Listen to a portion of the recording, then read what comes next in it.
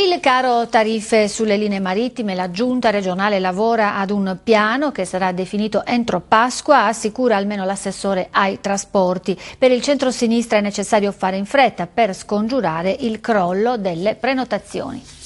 Noi siamo altrettanto preoccupati e speriamo di poter dare risposte in tempi brevissimi, prima della Pasqua, con la verifica sia sotto il profilo normativo che economico della fattibilità di attivare delle linee di collegamento marittimo a prezzi contingentati.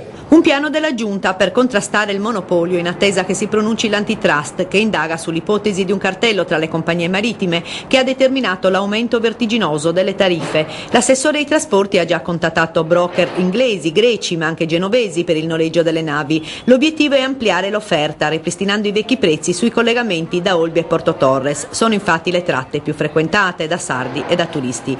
Le risorse le mette la Regione, intenzionata ad assegnare il servizio di trasporto alla Saremar, società pubblica al 100%. Il Consiglio regionale ieri non è riuscito a fare un passo in avanti perché ha approvato la mozione Cucureddu-Mulas, già superata dai fatti, che chiede il ricorso all'antitrust. Bocciato invece il documento del centro-sinistra di censura alle compagnie e con la richiesta al governo di bloccare la vendita della Tirrenia. Ma i tempi stringono, bisogna agire in fretta se si vuole scongiurare che la stagione estiva chiuda i conti in rosso per il crollo già evidente delle prenotazioni. Aumenti del 66%.